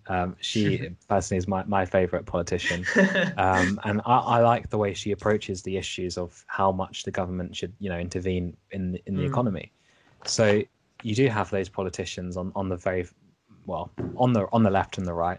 And they just see, the moment you propose the government intervene in a certain market as you're a communist, you're a socialist because the government's going to, intervene. But that's just not a fair characterization of the issue. You're asking the government for perhaps to intervene to ensure that the patents and the drugs that the government has put a huge amount of money in to develop don't cost above a certain threshold. So, for example, insulin, which AOC was actually talking about, I think, recently. And that's not being a communist and a socialist. That's just having the government regulate prices so that literally everyone, no matter how rich and how poor you are, can afford it. does that make you a communist and socialist? And it grabs headlines because the moment someone throws an allegation out that you know X said this, Y was a communist, it gets headlines, and it becomes the issue of if they're extreme left or extreme right, rather than is the idea of regulating drug prices a good one. So that's a big problem, isn't it? And I don't think it's unique to the US. I think in the UK, more in Jeremy Corbyn's era, we did have an extreme situation whereby his manifesto was more interventionist. It saw larger government borrowing, and you know the Conservatives would see that as, you know, communism, socialism. It's going to make us poor. then you actually look at how the government has spent money this time round, and admittedly, of course, COVID has been a massive reason for high government spending, and it was right to do that. But they haven't always managed money in an effective way, whether that be, you know, through, you know, contracts being awarded that didn't return results, hundreds of £1 million sort of wasted. Yet you don't see the same, you know, £100 million wasted, they're a communist, you know, that sort of thing on the other side. So you have this very big disparity of it seems which political party you are determines, even if you do this. So if you're a member of a different political party but you do the same action, you don't get the same treatment in terms of being accused of being, you know, communist or so on. I hope that makes sense. No, it does. Yeah. I feel when we talk about these sort of, I'm going back to the whole concept of like tribal culture and all that sense, and because it's so evident in politics. But when we talk about politics and all those sorts of labels that people give to others, I feel it's because it helps individuals in media and even individuals across the board to box people in almost. Oh, so he or she's talking about intervention, so easily they're a socialist, or that's the ideals that they follow. Because then it just makes their worldview so much easier, because they don't have to sit down and understand the nuance that the candidate is putting forward. Definitely. Like the ones that you clearly pointed out, right? And that's another thing that frustrates me about, let's say, like the institutions the institution that politics is in that sense, and like pretty much across the board in most countries, it's that because we're talking about US elections, just to talk about them for a minute. Like if you look at some of the candidates that there were, as you just mentioned, AOC, I don't think she would have been viable because she's underage, I think, by a year or so. Yeah, that's right. Yeah. But then there were other candidates. Like I think I really liked Tulsi Gabbard. I really liked, there's this guy called Dan Crenshaw. I really like a few of these names across the board. Even there's this Democratic candidate who didn't get the seat. Buttigieg, I think, but also Bernie. However much I may disagree with Bernie, the thing I like about him is that if you actually look at his political trajectory, he's been saying the same thing ever since he started off as a young politician. And if someone has that sort of hasn't really moved from his ideals for pretty much however long he or she has been in politics, maybe something that they're saying makes sense, because the other politicians I generally look at, it's very much based on a week to week basis, if I want to say. It's about how whatever he or she may say will do well in a certain province or will do well on a certain voting board. So I think that comes into place as well. And again, linking back to the Obama book, because I've been reading it. So he talked and yeah, spoilers. But even another conversation I was listening to regarding politics was that, and Obama touched upon this, was that because he was doing so many rallies and so many speeches in a day, that it becomes so draining, which we may not think it may be, but it actually is apparently, that you aren't actually thinking about the problems, but you're just relaying them to the public. And so you don't actually get a lot of time to think about concrete issues that, let's say, a question may be posed to you, but because you almost have to have a presidential persona in front of the crowd, you have to be precise and concise and thought about everything, if that makes sense. I don't know. Definitely. If we take the one of the points, which was about politicians sort of changing their views every week, I think that does come down to the fact that we don't listen, we don't care, we don't focus on nuance and understanding their argument. So you mentioned Bernie Sanders and how he has convictions to have the same sort of political views his entire life. That firstly worried me a bit, because I was like, does he change his views with the times? Like, are his views fair with what's going on at the moment? Which perhaps can be another problem if politicians aren't willing to change their views. But I think I think you're entirely right that the often in media that people actually watch, the majority of people watch, doesn't really give time to explore the nuance of views. So, for example, let's take Priti Patel on I think it was Have I Got News for Question Time, and she was talking about the death penalty. She wants to bring it back, and obviously that got a lot of headlines. And I think that's a terrible policy, but people are just more worried about or concerned with she's a so super right wing politician, going to be terrible and so on. Whereas you actually want to understand their sort of nuanced argument. Why have they got that view? What have they experienced in their lives that means they want to put people to death for crimes? Sometimes that probably will reveal that politicians actually don't have any grounding of why they held that view. And I think a prime example in this country is whenever there's a vote, say on free school meals that was held, and quite a lot of the response was, it came down to ultimately we were whipped to vote for that. The party told us to vote for that, which is politics. But like as an individual, can you not explain another reason? Like, is that your only reason you were told to vote that way? We want to get to a point really where we can understand the journey that politicians have gone on to why they hold particular views. I don't see that happening in the US for a while, I have to say. I feel sort of the new media platforms almost give individuals that opportunity. I wouldn't say we're anywhere close to that, and let's say creating a change on a large scale, but I still feel it does. So as I put forward, like I disagree with several of the things that Bernie Sanders talks about, and with the stuff I'd actually heard about him in the general media, it was that, oh, he's a socialist, he's totally going to go against the free markets, this, that, whatever. Yep. But then again, I went on to watch his interview on the Joe Rogan Experience. And Joe had him on for 3 hours, and just simply sitting down with him and having a general conversation. And when you actually hear him speak and hear him break down the arguments, it doesn't seem as radical as the general media puts it out to be. So, and this would go with every, and as you're saying, maybe this brings politicians out, and it shows them that maybe some of them don't have a moral north face that they're looking towards, and maybe some of them are simply just basing it on what gets them more votes or what gets them more clicks on social media or what have you. And that's another thing I feel that, as you put forward very rightly, I feel podcasting and the new media really allows for that. And like, I don't know if you noticed this, but I think Trump tweeted this or something that he would want to have a presidential debate with Joe Experience, like a 4-hour debate, so that the both of them could actually just sit down and have a conversation. Maybe that wouldn't be the worst idea in the world. Like if you're actually sitting down, and if the president of all people is given like what we're doing currently, and we're just two undergraduates, and if we have and if you're able to have, let's say, long conversations on thinking about topics, and as you're saying, it's not like you've got everything prepared. I didn't send you a single question that I wanted to ask you. Everything we're having is something. Don't you feel that's almost a much healthier way of having discussions and going about such important things as even choosing the leader of the greatest country in the world? Absolutely.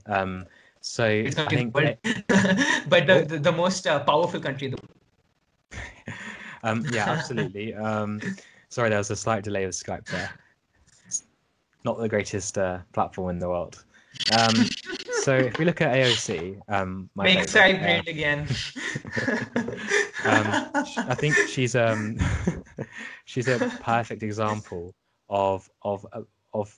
So if we look at AOC, right, for people who don't know, a congresswoman who has gathered a huge following on social media, on all media platforms, and I definitely encourage listeners or viewers to look up and watch actually Knockdown on Netflix. It's a great documentary about three other congresswomen who got elected in their journey. But anyway, going back to her, she has a huge following, and I would attribute part of that is her approach to politics is quite different and unique, and is almost exactly what we're talking about here. So she does go on a lot of podcasts, and I listen to some, and they're really, really interesting, because there's not just a case of, for example, in the UK, it would be, get Brexit done. It's let's break it down. Let's understand what the plan is, why you hold that view, and et cetera, et cetera. And I think part of her success has definitely come from she's willing to engage with, the American public and explain herself, which really is the duty of all politicians, I think, to explain themselves. And she does it in such an effective way. She makes her arguments and her positions understandable to people, which is why they relate and engage and support her. Which is why I think when it comes to her questioning lines in Congress, I think they go viral a lot of the time because they're quite simplistic, so they're not very, very technical. The questions she asks are, similar to like the drugs. Why are you charging so much when the government gave you this amount of money and the patents were cheap? And they're difficult to answer because you've just given me a really strong case that I'm not able to reply to, other than to say, you're a communist, you're a socialist, you don't want capitalists to make money. So we get to a situation where that's their only argument, which isn't ideal, because you want them to change their view, but probably they will change their view because they realize actually they have a point, and I previously only had this view because I assume they're socialists, and actually it's more complicated than that. And it would having just conversation would definitely be healthier. I don't think, particularly in Trump's and Biden's case, if they sat, I don't think they could sit down together for like 2 or 3 hours. I think I don't think they would have the appetite for that. I think there would be some fighting, perhaps. I don't know. But I think if we get to a situation where, politicians are willing to have a conversation for a long time, it will be good. And at the end of the day, it will be, if the media are prepared to host that. And, I don't think any reasonable person's going to watch, average person's going to watch 3 hours of a politician. But if you take out if you show the nuance and the really deep understanding that isn't normally conveyed, and just upload that 10-minute video, that 60-second clip will cut through, and it will make people realize, oh, actually, yeah, that makes sense. I can see that point of view. Didn't know that before, and you've persuaded someone. So quite a bit rambly there, but I think I conveyed some ideas about why I think AOC and her approach to politics is good, and I don't really see that in the UK, unfortunately. I have to say, I think why I like AOC so much is because she doesn't really exist in the UK. There's not really an equivalent, a politician that engages in the public in that way. It's a shame, really. Maybe there is, but it's just that the politicians are so scared that if they sort of experiment with, let's say, new media platforms or what have you, and get themselves out there, that let's say the traditionalists or other people may look down upon them and say that, oh, he's just virtue signaling, or he or she is just out there to make a quick buck, or whatever assumptions that they may have, because it's not traditional in that sense, and there is a certain system of going about things. Like Jordan Peterson also talked about this in terms of academia. He said that often let's say tenured professors and academics, like, they really look down upon let's say certain other individuals, certain other academics who go on to these radio channels or these podcasts or what have you, and talk about certain things, because they don't find it apparently as enriching as probably getting certain amount of citations or publications on a journal or something.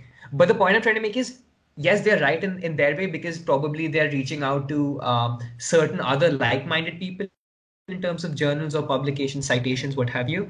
But if you are, I feel greatness would be if you are able as an academic to go on to, let's say, a podcast like the Joe Rogan Experience, which is basically two guys having beers and having a chat, but you're still able to talk about your research in a manner that is accessible to the general public, then isn't that a much greater feat than simply working all your life for, let's say, 150 or 200 citations or whatever? Definitely, absolutely.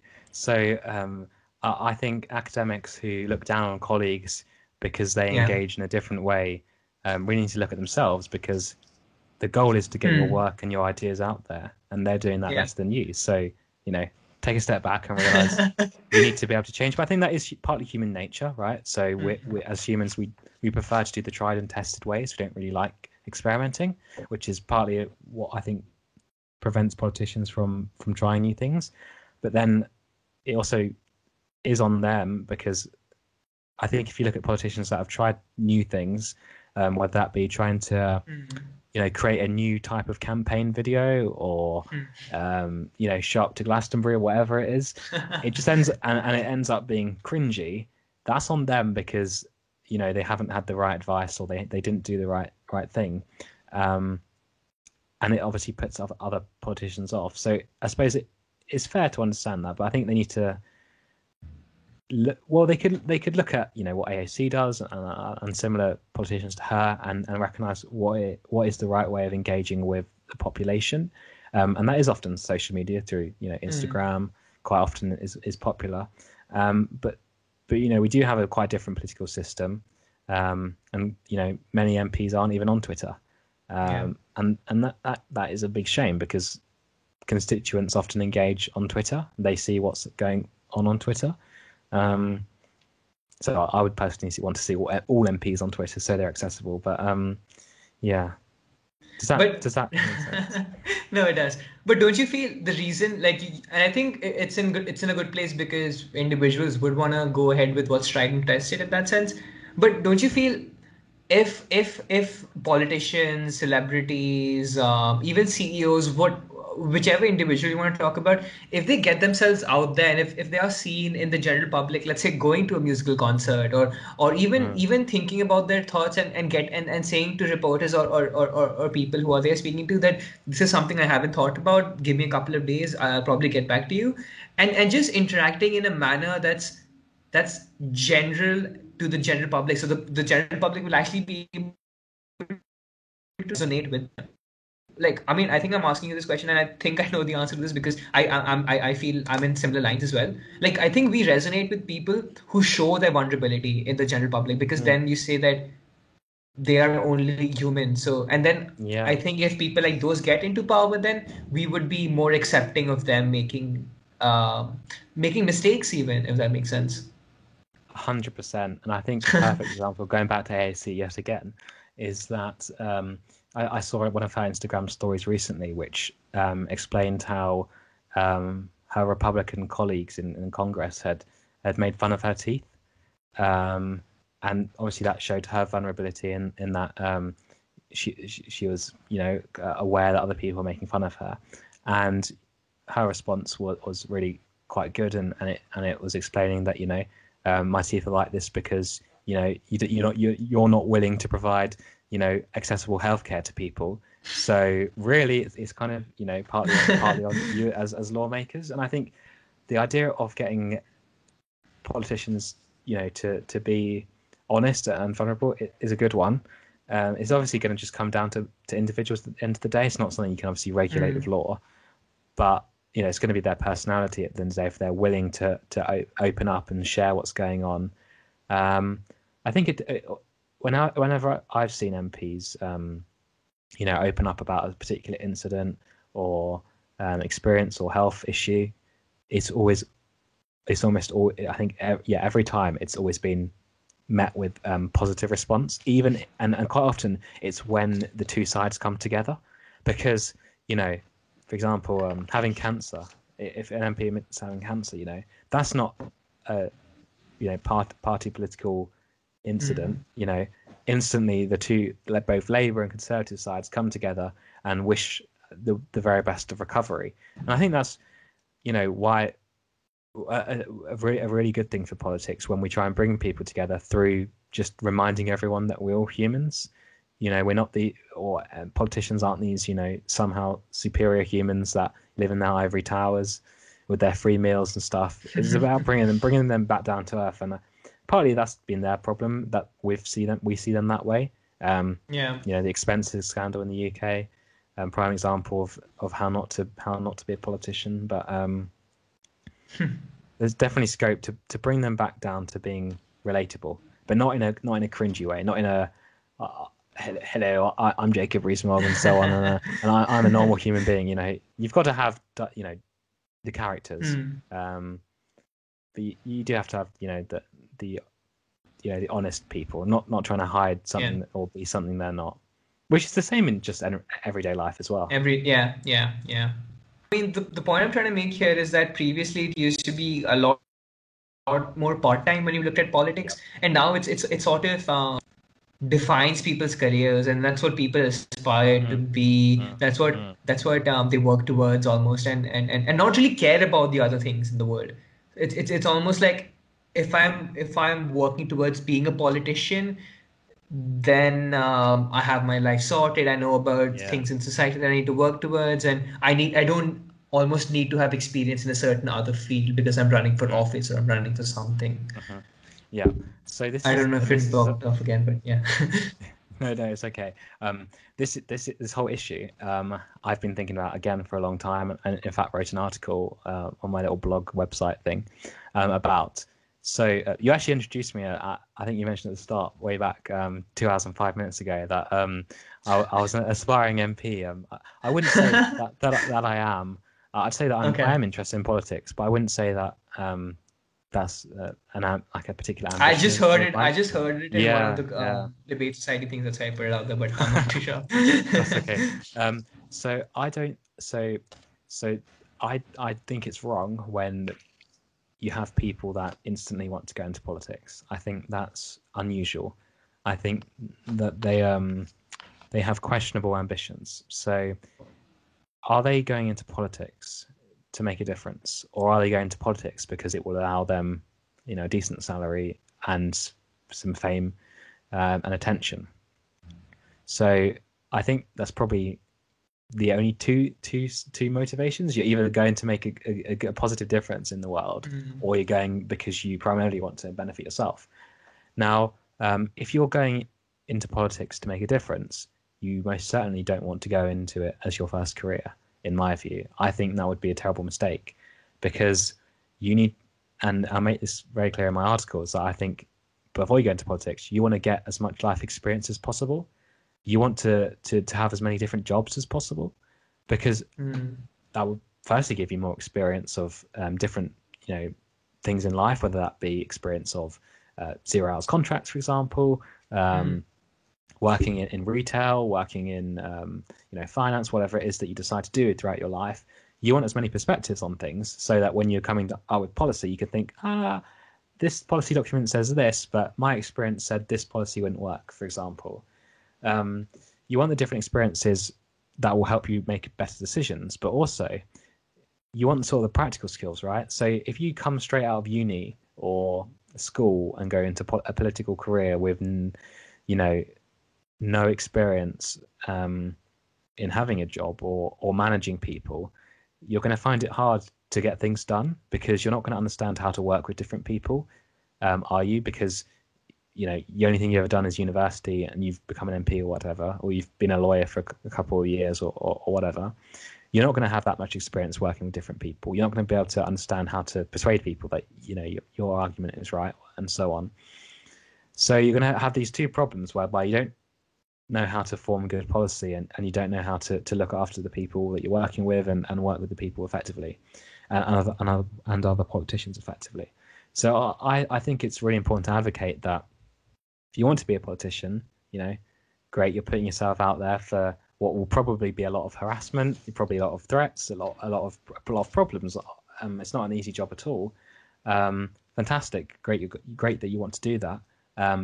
But are you confident that going into it now is the right time? So I've seen a lot of young people who want to be politicians, but I've seen a lot of young people because they tend to be the same people that are interested in politics like myself, so naturally they're going to want to be in politics, and I think it's good to encourage young people into politics so that they can be our future, but you want them to be doing other things as well. You really don't want them just knowing politics, because we're not going to end up with good decisions like that. Yeah, but don't you feel it becomes very difficult when you talk about people who want to get into politics to really create a change in society, versus people who are, let's say, ideologically possessed and almost want to be there because it puts limelight on them, it gets them in the public eye or what have you.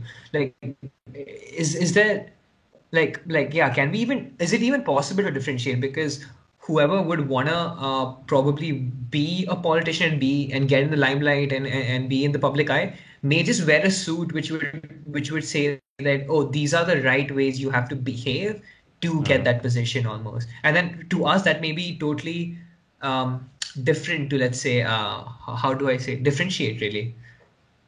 So I guess the question is whether we want sort of ideological people in politics. Is that right?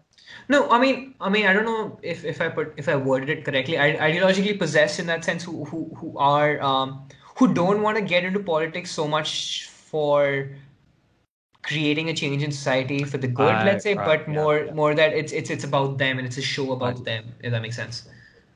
Oh, so how do we distinguish the two?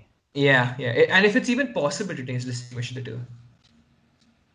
That's a fair question. I think it will be apparent in their. Well, at first, you don't think it's easy to prevent the people that just want to be in it for themselves to get into politics, because often those are most manipulative people, and they're very good at presenting themselves as people that want to make a positive change. So it's very difficult to prevent that, and I don't think it's the most important political issue to deal with or spend time on. But how do we recognize that in politics, and how do we hold people to account that are only in it for themselves? And I can think of an MP, quite a local MP to me. I won't name names, but I can tell that primarily it is about them, just through the way they act. So when we look at when you look at sort of the political updates that MPs send around, are those filled with things that they've done, or is it filled with pictures of them allegedly doing stuff or shaking hands with people, right? So I'm always very skeptical when I see things like that, right? Because I know that a politician shaking hands with a farmer or whatever it is, that means literally nothing. They literally could have just shown up there, met them, had a chat, and that's it, right? But or is it a case that they've just created a new plan to protect farmland from housing, which might be a good thing, might be a bad thing, whatever. So you've got to really be skeptical of what the images are that politicians are portraying of what they've done to improve things. Is it that they've actually had an impact? Have they made a difference, or are they just seeming to make a difference? So I think it's really important that we are questioning of what they're saying they've achieved and holding them to account, which doesn't really happen that much because we're not educated to recognize that politicians. Well, some people obviously recognize spin and so on, but others just take it at face value, especially people within the same party. Right? No conservative activist is going to criticize another conservative MP for not doing enough for their community, publicly anyway. So that's one way you can see it, and whether they're actually making a tangible impact, and that's fair. That can be hard to measure sometimes. I suppose you can also look at their conduct within politics, within Parliament. So are they an MP that takes the time to look after their staff, or are they an MP that shouts at their staff? Priti Patel, prime example of a politician who has factually been proven to be bully individuals, and create a poor working environment and poor working culture. Now, does that mean she's only in it for them herself? No. But it does speak to her character as someone, do you want them making decisions about your life? Probably not. You want, at the end of the day, you want good people in politics, don't you? We seem to have come full circle, haven't we? We've started off with sort of this whole issue of politics. We've covered free speech and competence, and we've ended back at competence. We've done a lot.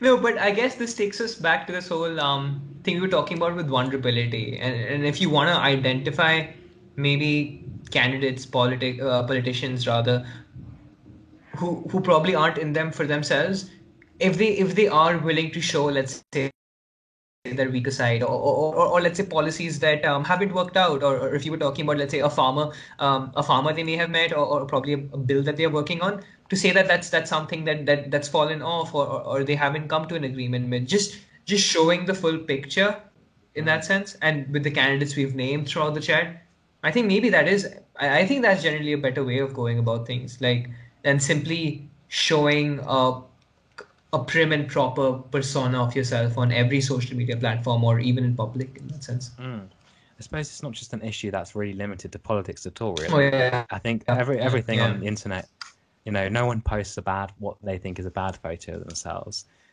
Everyone's very careful what they post and trying to make it themselves look the best. So I don't think it's fair to say it's just a limited politician problem. Yeah. It's definitely a human problem, created by us ultimately.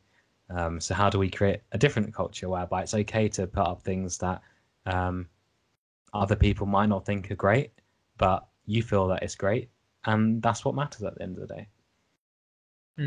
Hey Thomas, man, this has been great. Thanks for coming on. I've really enjoyed the conversations we've had. Maybe we can do this sometime in person when I'm back in Loughborough and you are as well. So yeah, thanks for coming on. If there's anything you'd like to plug, anything you'd like to say, feel free. I'd like to say that Skype really needs to up its game, improve its quality. But no, thank you very much for having me on. It's been really interesting. We've talked about a huge range of topics, from sort of educate, whether you educate the system, racist, to free speech, to USA politics. It's been an absolutely fascinating discussion. It's been really, really good. So thank you very much for inviting me on. And I'm always happy to come back and have a chat about all sorts of different stuff. So thank you. Yeah. Thanks for coming on, Thomas. Okay. See you again. Bye.